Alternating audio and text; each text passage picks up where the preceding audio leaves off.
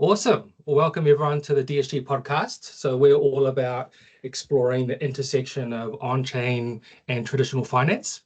As a digital securities platform committed to open finance, we're bringing you insightful conversations with industry leaders and innovators, like our man Dave today, exploring the evolution of capital markets. So whether you're a finance professional trying to raise capital or just curious about on-chain finance, tune in with us for grounded perspectives on where finance is headed. And of course, the disclaimers. The content shared in this podcast is for informational purposes only and does not constitute financial, legal, or investment advice. DSG does not endorse any specific investment strategies or provide advice specific to any individual circumstances. Listeners should consult their own investment advisors before making any decisions based on the information provided. Awesome. Now that's over and done with. Dave, great to have you on the podcast. Why don't you share a little bit about your background and your journey to your venture today? Thanks, Ryan. So look, as you know, basically currently doing a Series A capital raise, working with the DSG team in New Zealand. And this has sort of come about after years of work. So I'll go a long way back and then we'll sort of work our way forward. I think that'll be the best way for everyone to come onto the topic. So going right back to 2017, I was a trade delegate to China, and basically I was over there on behalf of Australia looking at major projects in the technology space, particularly around using blockchain tech to ensure that Chinese consumers were getting legitimate produce from Australia, produce and products. And just by way of background, China had significant counterfeiting challenges where obviously Australian goods and probably Kiwi wine and things like this were moving into the Chinese country, and people were basically mislabeling them or pretending that other things were things that were not. And there've been substantial complaints to the Chinese government regarding this. And basically, I was over there talking about the use of blockchain technologies for auditability, traceability, and trust. It's the ultimate T. So through that sort of process, I got to meet the Chinese government, a lot of CEOs and entrepreneurs, and they showed me how they were setting up their economy to promote entrepreneurship. So they had programs that had been run right across all the universities in China, where they'd been identifying high potential entrepreneurs. They'd been bringing them to Beijing and Shanghai and putting in the fully paid for sort of facilities, and they were given full support by the government to go through an entrepreneurial process and then create ventures and expand those ventures within China. And the more and more I met with these guys, more and more apparent to me, it became clear that waste was a significant challenge. One of these entrepreneurs, he was building these VR headsets. He had a game and he had a list sort of peripheral technology that he wanted to sell with the game. And we were looking at the rate at which these pieces of technology would need to be replaced to keep up with networks and chip capacity. And it was absolutely clear that if you bring 1 billion people online to Western living standards in China, you have an immense waste challenge never before contemplated by us. So, when we look at waste, we think, great, Australia generates about 300,000 tonnes of landfill a year. Australia's 26.5 million people. China's got 1,000 cities with that many people in it. So this sort of this overwhelming sense of, we need to find ways to allow everyone to be included in this Western lifestyle that we've all enjoyed, but we also need to find ways that we can make it more sustainable. And I didn't immediately come to the conclusion that I wanted to focus on fashion, but as you probably remember better than most people around the world, Australia went through the COVID pandemic and we went into a significant lockdown phase. I did an MBA, and through that MBA, I sort of turned my mind to, can I create a more sustainable fashion industry? And that's really all the work that leads to where we are today. Just to sort of break up the two major portfolios of work. If you think about sustainability, it's about the many, not the few. So when I looked at how do I create a more sustainable fashion industry, my thought processes were around, it's got to be accessible. So, people need to be able to pay for the clothing. It needs to be compelling to wear, and it needs to be sustainable. And this sort of drove, I guess, the way I looked at creating sustainable materials, and also, creating a go-to-market strategy which was low cost and able to distribute these products at a price point which could be consumed by everyday people in rural Vietnam, rural China, and other emerging economies which were coming online fast. And that really created two things. There's the materials portfolio, which you and I have discussed, which we've trademarked using green tabs, which designates the supply chain. We've also got some white lettering on those green tabs, which designates the materials. And I've created this portfolio of websites which rank top 5 in the United States, sells product all throughout the world at a high profit relative to its to the actual sale price, and also at a price which is accessible by everyday people. So that was sort of the emphasis of the MBA. I completed the MBA and then moved forward from there. Basically, if you look at all the kind of standard corporate activities that follow the kind of the genesis of the idea in terms of trademark, in terms of business registrations, and in terms of all that early stage work, that's all very much done. And yeah, I've now come across the DSG team, and we've started this capital raise in earnest. Awesome. Yeah. And I'm curious, like during the MBA, did they have particular papers or kind of guest lectures on sustainability, or was it something that you just came across in the studies? Good question. So the MBA was an entrepreneurial management MBA. So what they challenge you to do is there's sort of the core curriculum of any MBA in terms of management, marketing, leadership, operations, and all the various theories that revolve around running a business as a management professional. But then the particular bent that my MBA took was you needed to create products and services which you would launch as a venture to conclude the MBA and be awarded the MBA sort of academic award. So in my case, that required me to complete both the construction of the materials and proving out the sales and distribution model via the website, launching a digital business. And so that's the two things that I did.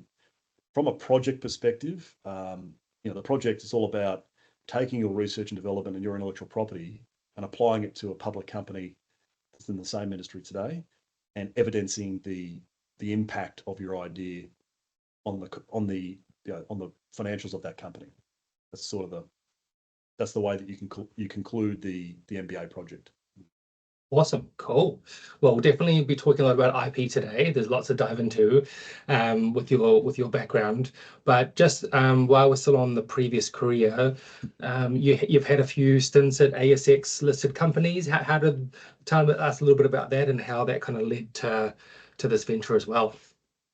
Yeah, good question. So I guess through my career, if you think about your career T, everybody's got depth in a certain field, and then as you become more senior and you start to broaden out a bit, they tend to have a bit of breadth in management and other areas. And my depth is really growing companies from a cash flow perspective, and my breadth became executive management, managing a balance sheet, managing a P&L, things like this. So basically, I got to a point in my career where I was tasked with the expansion of Oracle Public Cloud into Australia.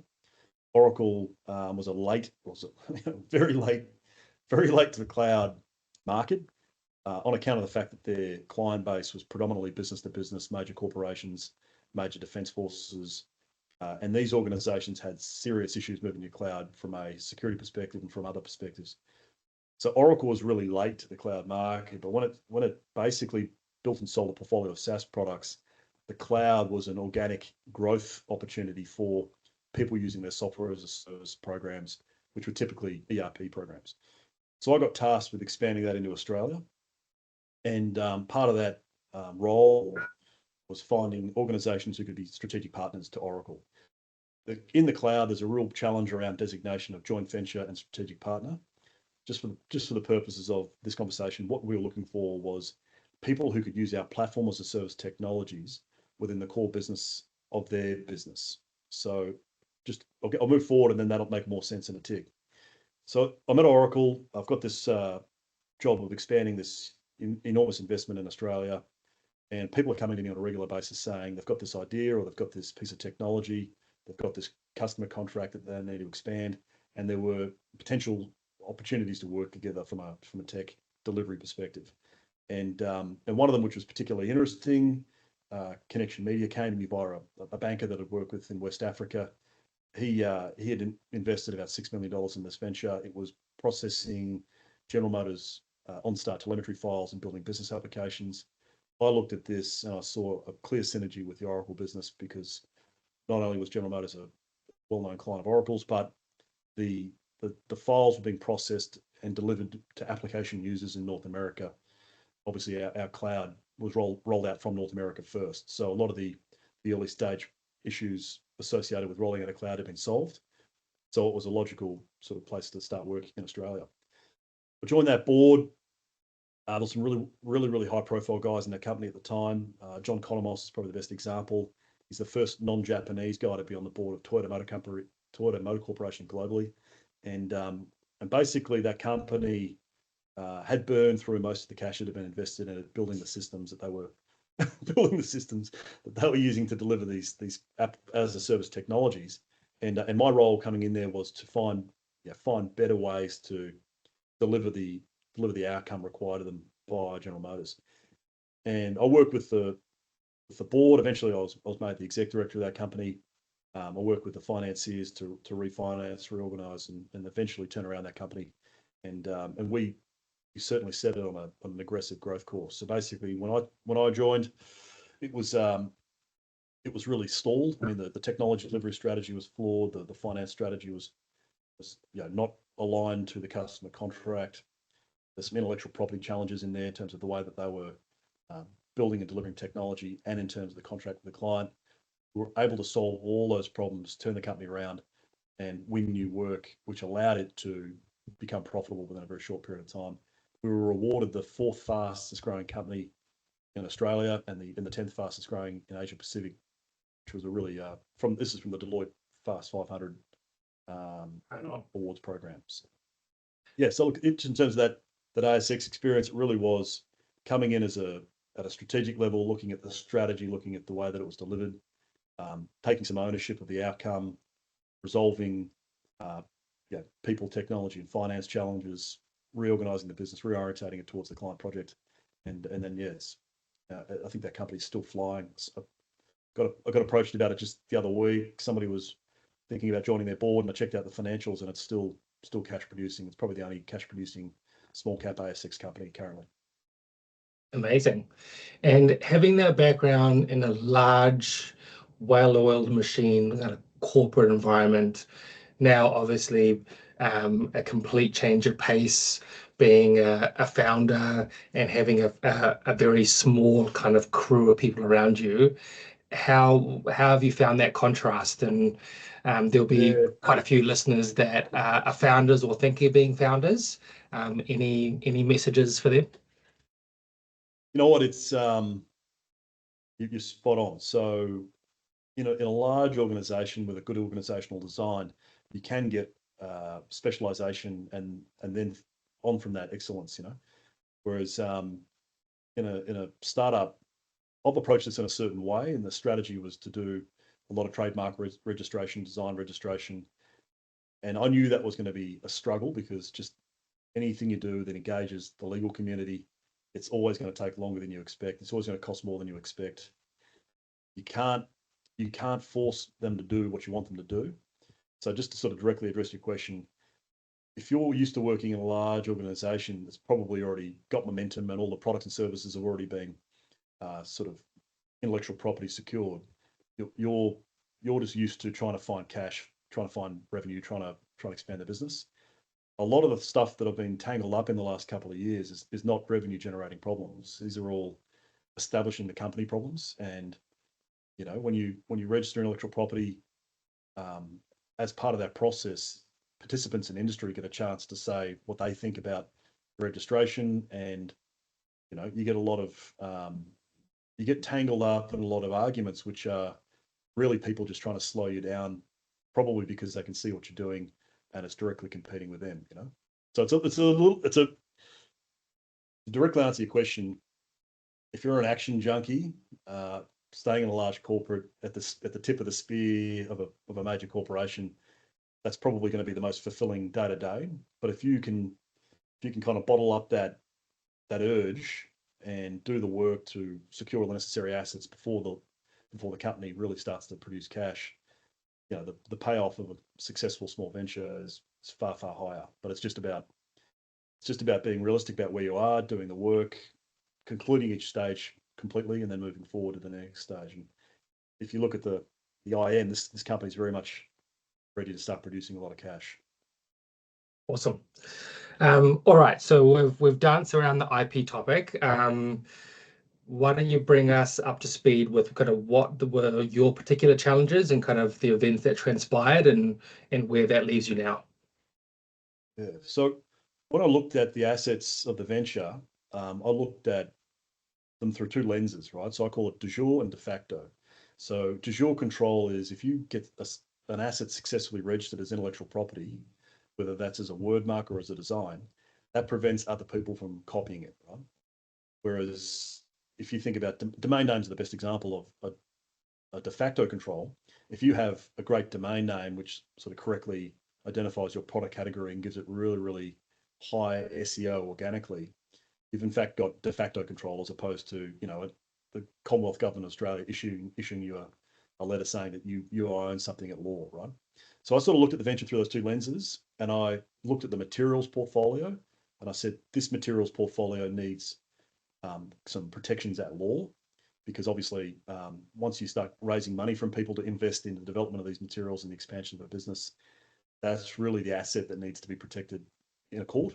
Whereas the web assets, all the websites, domain names, and all the go-to-market sales strategy, you can secure that on a de facto basis, and that's fine. I mean, nobody can buy the domain name off you without your consent, if that makes sense. So the intellectual property work was really focused around the proprietary denim range, and I looked just to sort of talk through that product, right? So if you look at denim, there's a lot more than just denim going on there. I mean, there's your cotton sourcing strategy, there's the dyes, and are those dyes natural, or are they derived from petroleums?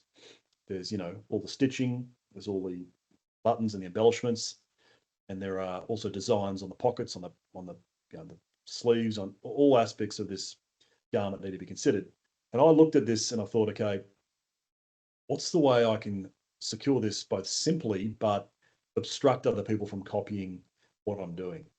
And really, if you look at denim and the major players in denim, Levi's, Wrangler, Lee, which is owned by one group called Contour Brands, in denim, it's really important to secure your tab. So I know that sounds like kind of unusual, and you think there's got to be more complex ways to protect this thing. In the denim world, if you look at the way people trademark their garments, it's really all about the tabs and some other small embellishments, typically on the chest pockets. So I looked at the tabs, I looked at the tab strategy, and I noticed that Levi's, Wrangler, Lee had these immense portfolios of tabs. Very clearly, none of them had a green tab, and this was kind of compelling because the cotton that I was sourcing was from Australia. Our national identity is green and gold, and I could see a clear synergy between the cotton sourcing, the garment construction, and the application of these performance technologies, which made the garments extremely sustainable, all green in a common sort of tongue. So this sort of green tab became the centerpiece of the intellectual property portfolio for the materials, and that was a really long, protracted process to secure those. So when I kind of conceived the strategy, there was the word mark at the top of the pyramid, so the green tab word mark. Then there was the green tab portfolio of tabs underneath that, and then coming down a step further, there's room for a whole bunch of different trademarks and designs beneath those tabs. Classic example is the leather neck patch, which I've secured one, and I'm now in the process of securing a second for the skinny leg jeans. And basically, I started with the word mark registration, and that's when I came across Levi Strauss Co. So Levi Strauss Co. In America anyway, they have essentially a control around certain keywords, and the TAB second part, a green tab, unknown to me, sort of tripped over a little landmine with Levi Strauss Co. I didn't see it because in Australia there's like an international gambling firm called TAB, which is actually the evolution of the words Totalizer Agency Board. So when I went through the process of securing the word mark in Australia, I thought green tab, that'll get through Australian test. in America, unknown to me, Levi Strauss Co had a claim to the word tab, and we got tangled up initially in what's called the trademark trial and appeal board process. The US IP attorney basically agreed with me that green tab was sufficiently different to their marks and their trademarks that I could have it. That's when we got into the legal battle in San Jose. That was a 2-year process where they alleged what I was doing was probably too confusing and too similar to them. And through a default judgment process, the judge concluded that it was not. And this was a significant event, both for Levi's and for me, because my intellectual property portfolio strategy was confirmed and it's now completed its registration. Levi's were left hanging on the basis that they had no claims against me. There's no material damage. So it was a pretty exciting point to reach. It was unclear what was going to come out of that judgment. I mean, I don't know. I don't know how to I don't know how to communicate this to your listeners. But when you're on the receiving end of such a large, prominent firm with such an aggressive track record in courts, you just assume the worst, right? So I flew up there to North America in January this year. I did the default judgment hearing in San Jose, and Levi Strauss Co had a team of lawyers. I had done all my work, so I just presented my research and my work. You don't get any confirmation on the day that you're right or wrong. It takes several weeks after the default judgment before that's announced. And during that period, Levi's and I are in communications, and they're saying to me, you're going to lose, right?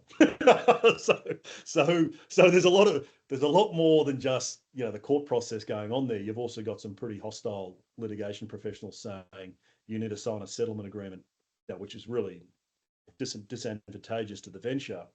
But I basically held on. We got the default judgment. I was in the clear, and then I was able to negotiate a far more favourable agreement, which is the one I've got in place with them today globally. So, kind of a journey when it should have been a pretty simple. when it should have been a pretty simple. Hey, look, these are the designs. They don't conflict with anybody. 2.5 years later, I've got a personal settlement agreement with one of the world's largest fashion businesses, and we'll never go to court again. So that was sort of a silver lining on a pretty dark cloud there. Yeah, well, I mean, it's just one of the examples of the kind of grit that you need to kind of power through like these obstacles that come up. And I think one of the secret sources that help founders be successful is there's when we come across obstacles, there's kind of two possible approaches. There's the just grit your teeth and just bust through it with just sheer force of will. And then there's kind of pivot and kind of change your plan. And there is no answer to which one of those two the best option is going to be. And I think part of the art and the science around being a successful founder is somehow having the ability to make a judgment call. When do you pivot? When do you just power through? And so the power through technique worked for you, which is great. And now it's a huge moat that you can kind of continue to build on. So congratulations. Appreciate it. But definitely, I think you're spot on with what you just said. I think you need to come to a point in your own heart where you're at and what you want to do. And if you want to go for it, you really need to back yourself, and you need to have good reasoning behind that, because it's ultimately, it's a battle of logic in the courts. So if you think you're doing the right thing, go for it. Yeah. If you've got any doubt in your heart, I wouldn't do it. Yeah, 100%. So I guess one thing we haven't talked about yet is why denim? Like if you're thinking about the mission of the venture, why tackle denim out of all the different things that you could tackle? It's a great question. So when I thought about how could I make an impact, and I looked at fashion, what became very, very quickly obvious to me was there's two huge markets in fashion. There's sort of denim, and then there's everything else. And when I looked at the construction of denim and the supply chain of denim, and it's overall use day to day by people in the world, it became clear to me very quickly that with one portfolio of materials you could address 50% of the fashion waste challenge. So in terms of that, how do you eat an elephant one bite at a time? If you take out denim and you turn it back into 100% cotton with performance technologies in lieu of plastics and in lieu of petroleum-based dyes, you really do take a huge piece of the challenge off the table straight away. because denim is so big today already, there are people out there doing the right thing, but nobody knows who they are. So, in America, as a great example, when I was mapping out the business processes for, how do you sell a garment, how do you, deliver that garment, and how do you compel that person to deliver their old garment to a person to recycle it, I came across a program in the United States which had been working for years unsuccessfully to try to get people to recycle denim. And I found this group, they're called the Blue Jeans Goes Green program. They will literally pay for your prepaid shipping label to ship your old denim to them to be recycled into construction materials. And this is the benefit of having such a large kind of industry in the first place, is that there's people out there trying to do the right thing. Nobody knows who they are and how to connect with them. So yeah, sort of like if you just take my little piece is really the materials and selling those internationally. But obviously the more and more I do that, the more and more people I'm going to meet, talk to, we're going to exchange information. Even if I don't sell them something, if they receive an email from me and it's got links to a recycling program or links to some group of people who can help them be more sustainable, then the mission's sort of being achieved anyway. It's just about that.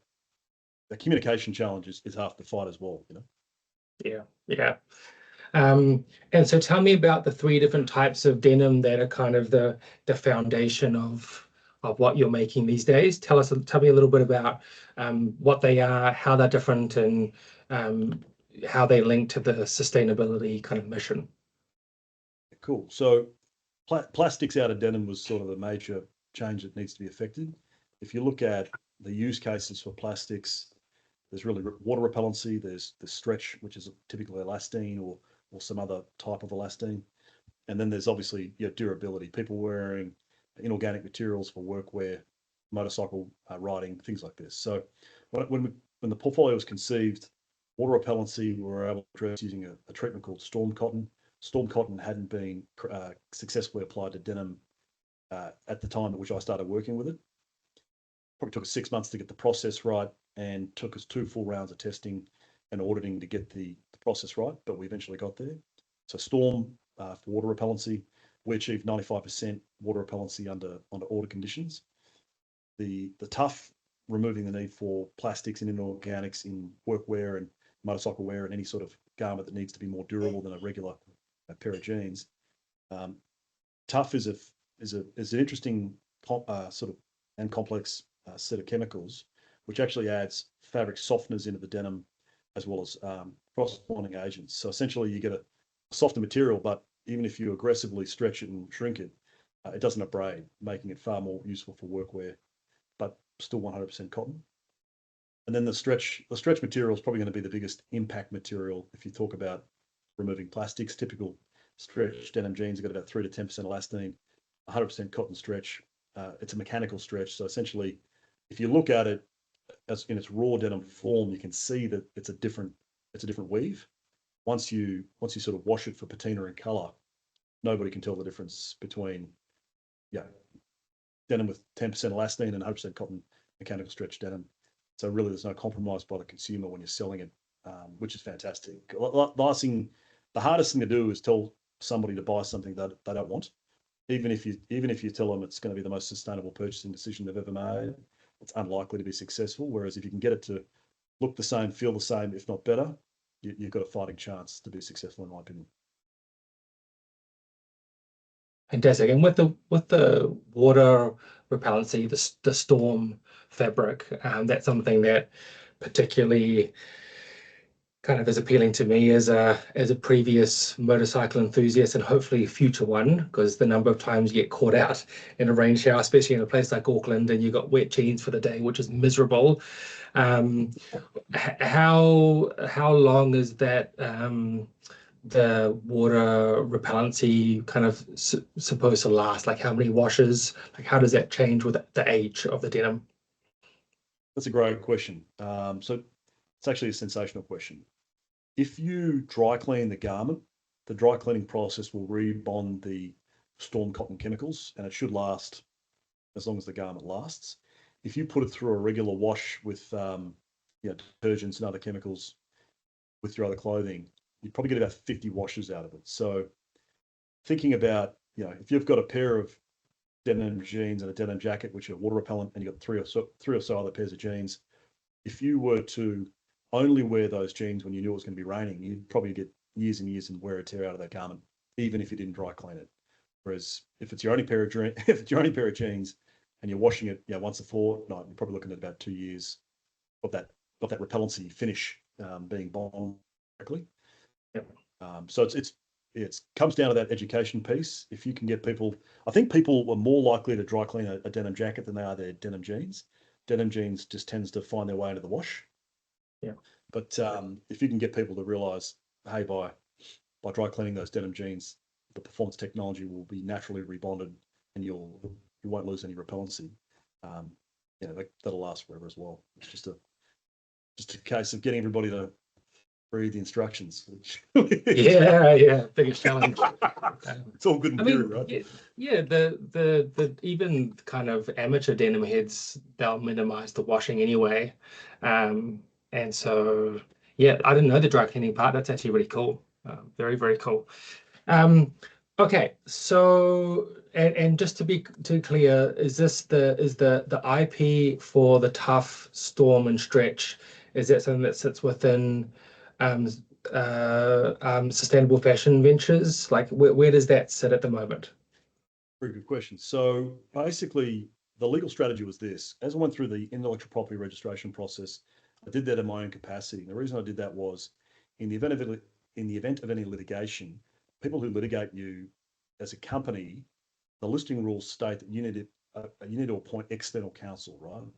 So if you're going through a process of registration of intellectual property and you're a company and somebody takes you to court, you automatically are required to appoint a barrister and appoint solicitors to instruct the barrister. Doing it all in my personal capacity allowed me to get through all those processes in a very cost-efficient manner, and it allowed me to also move through those various processes without the burden of external counsel and all those other expenses associated with litigation. So as part of the capital raise, essentially the company has been created for the purpose of the capital raise. So we're doing an equity raise. At the completion of the equity raise, all the intellectual property, domain names, and assets will be assets within the company, and the company is essentially a top co. So Sustainable Fashion Ventures Limited will not be the company that sells people's garments and all this sort of stuff. It's the top co, which has entities under it for each specific purpose, right? But the intellectual property, the domain names, all the assets reside within the top co. Awesome. And that leads us perfectly into a really important topic for lots of founders, especially of places in the corner of the world like New Zealand, Australia. Tell me about, so I've got the top co idea. Now let's go a layer deeper and talk about kind of distribution and partners, because partners, especially international partnerships, is definitely the bread and butter of most successful ventures from Oceania, because our market just isn't really that big in our corner of the world. So walk me through that, where you are at the moment and where you look to go in the future. Yeah, cool. So the top co will reside in Australia. So all the funds raised will be held in treasury in Australia. They won't be going international, various international entities. The operating entity in Vietnam, which is going to do all the manufacturing and contract all the different parties for the purposes of creating garments, warehouses, sales, distribution costs, that's going to be a 100% owned entity of the top co. Go-to-market strategy is twofold. So there's a direct-to-consumer business, and then there's what I call the wholesale business. So direct-to-consumer, we're just going to roll out the websites in each of the top denim purchasing jurisdictions globally and sell direct-to-consumer, leveraging platforms that exist today for shipping and logistics. And one of the reasons I think it's really important to have that part of the business is so that people around the world get exposure to these technologies, which otherwise they would not. So when I first started looking at sustainability, it was very clear that a lot of the issues had been solved, but the research and development wasn't being commercialized through the consumer. Right?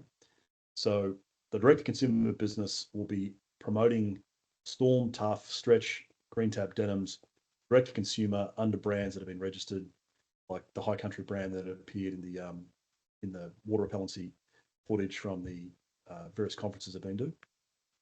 Then the wholesale business is about contracting with large retail firms in China, retail firms in India, and parts of the world where there's established go-to-market strategies, but these people don't have the technical know-how to create these materials.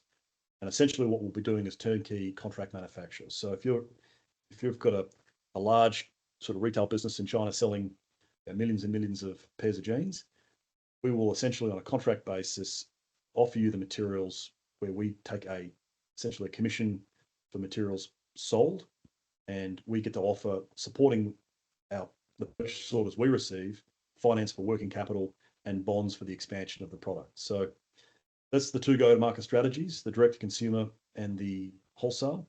And wholesale contracts will be held out of Vietnam, where the government of Vietnam is giving us 5 years tax-free and then another 5 years at 4%. Amazing.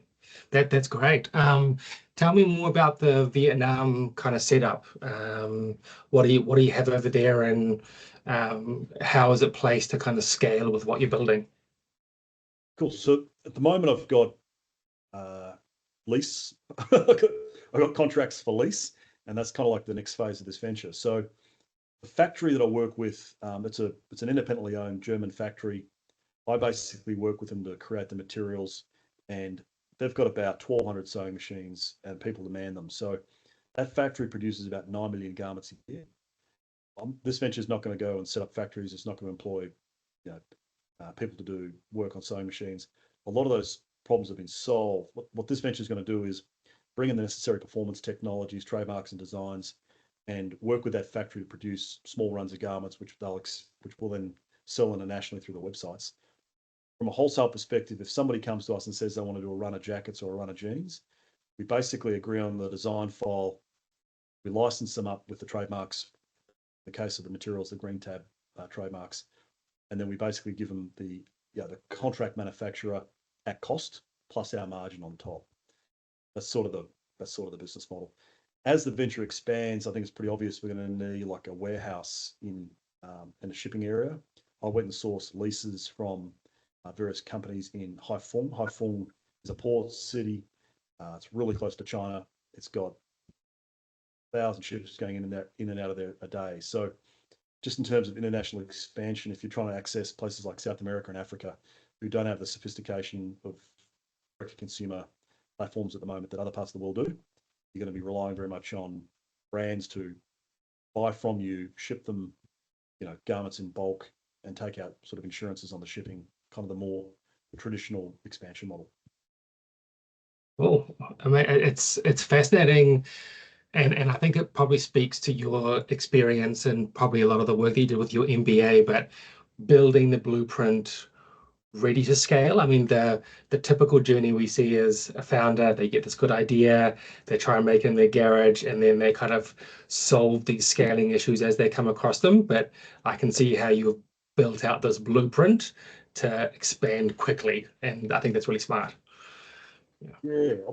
I basically, if you think about it, I went and acquired all the assets first, and now this next phase of the venture is about, scaling, which obviously creates liability. Yeah. So the process was sort of looked at it objectively. To be successful in this industry, to execute a successful go-to-market strategy, B2C, what do I need? And I acquired all those things. I proved all those things. I had them independently audited. So the materials have been independently audited by Incorporated. The websites have been independently audited by First Page, Australia's probably top SEO experts. So all the venture's assets have been designed, built, tested, independently audited. And really now this is about raising capital to scale up, which is where the liability and expense is going to be incurred. Yeah, awesome. One thing you and I have talked a lot about, and I'm actually really excited to be sharing with the audience now, is because you're using DSG as the kind of settlement and registry platform. That means that it's very easy for you to know exactly who the shareholders are and to have really engaging communications with them. You and I have come up with a really interesting kind of list of shareholder perks.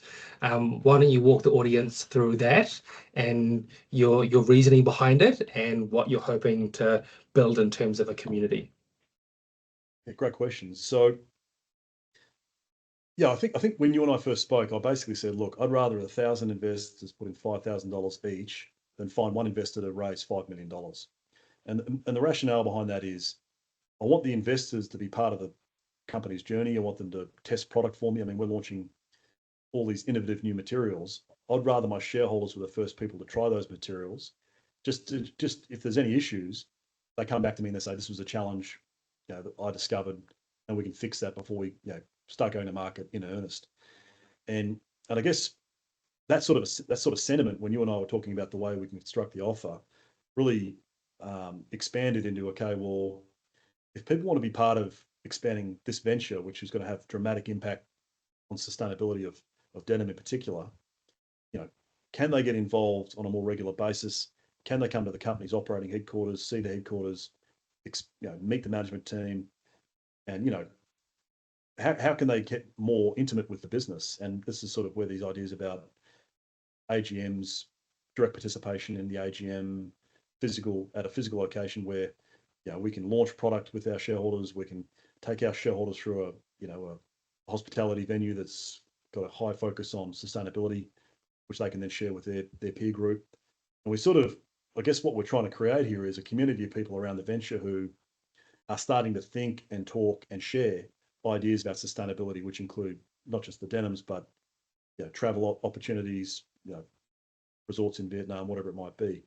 And that sort of flowed through to this tiering effect where we want everybody who contributes to get something. We obviously need to incentivize people to participate up to that $5,000 investment sort of threshold, which is ideal. So we sort of have a tier one threshold where we've got a really, really rewarding investment sort of relationship that's been well defined.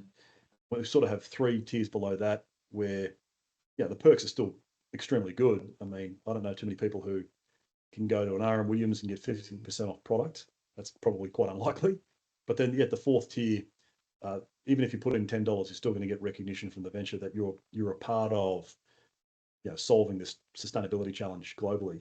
And that's when we were kicking this idea around. It's funny, I get emails every day from people around the world who are digital asset management professionals, and they're offering me backlinks from related websites, or they're offering me blog posts, they're offering me content distribution, and they value these things, right? And backlinks, classic example, if you've got a digital asset and gets a backlink from a tier one global digital asset, that backlink can be easily quantified as $500 in value.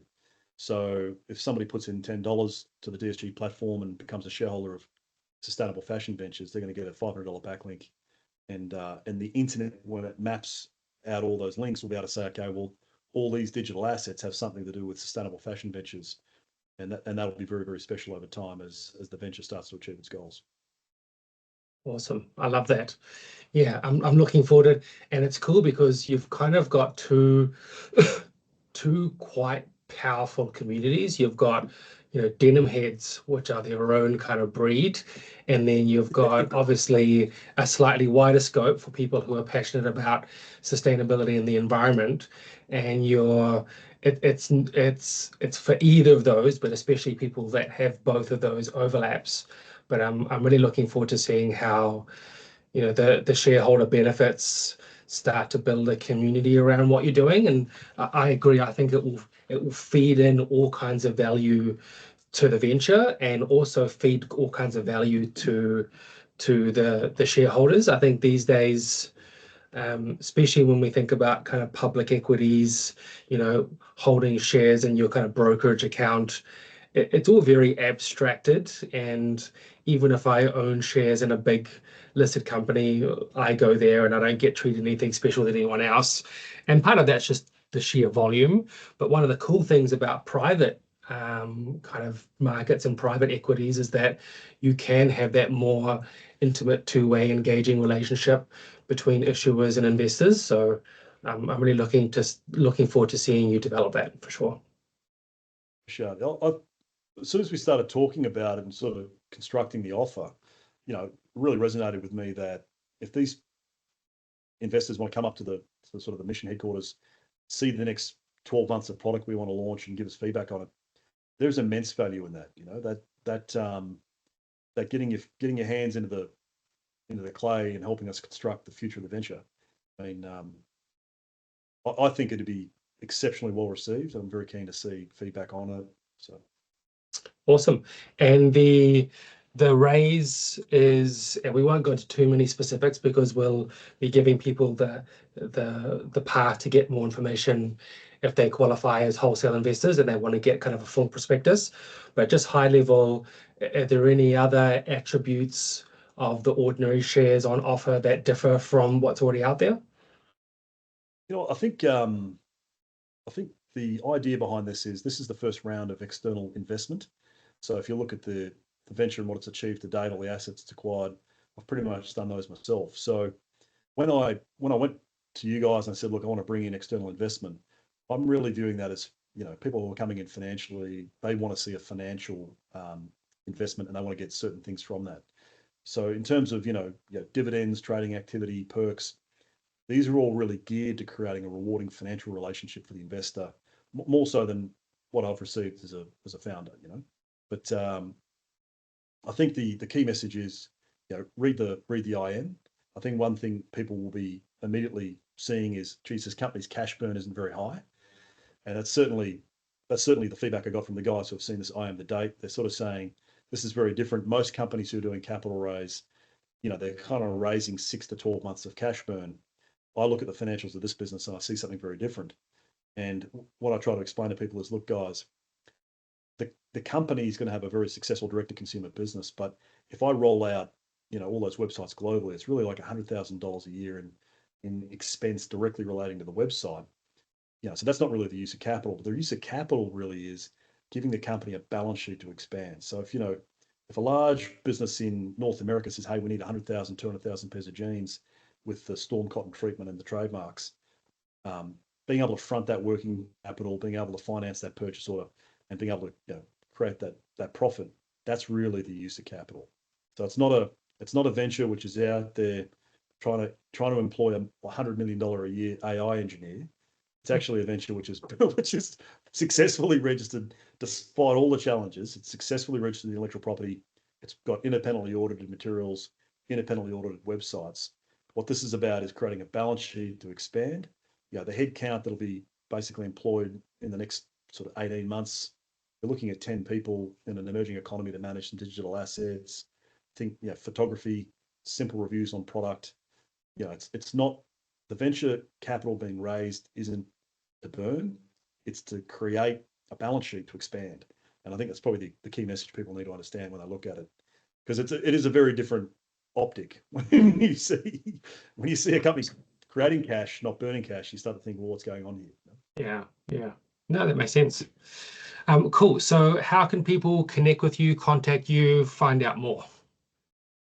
Directly. I'll give you my email, my contact details, and if they want to make contact, as Ryan said, investments for wholesale investors who qualify for that threshold of investment. But I'm very keen to talk to anybody who would like to know more about the materials. Very keen to talk to anybody who would like to know more about what it did to rank top 5 in the United States for one of the most competitive queries of all time, Denim. Any of that sort of stuff you guys want to talk to me about, I'd love to have a chat anytime. So I'll get Ryan my email, drop me a note, we'll grab some time and I'll talk to you about my experiences to date. Awesome. And do you want to spell out your name for people that are finding you through LinkedIn? Yeah, David Connolly. So if you're connected to the DSG group, I follow DSG on LinkedIn. I'm also connected with Ryan. So David, D-A-V-I-D, Connolly, C-O-N-N-O-L-L-Y. And please reach out. Love to catch up. Awesome. Fantastic. Thanks so much for talking today, and look forward to seeing all the cool things you're building. Appreciate it. Thanks, Ryan. Stop recording.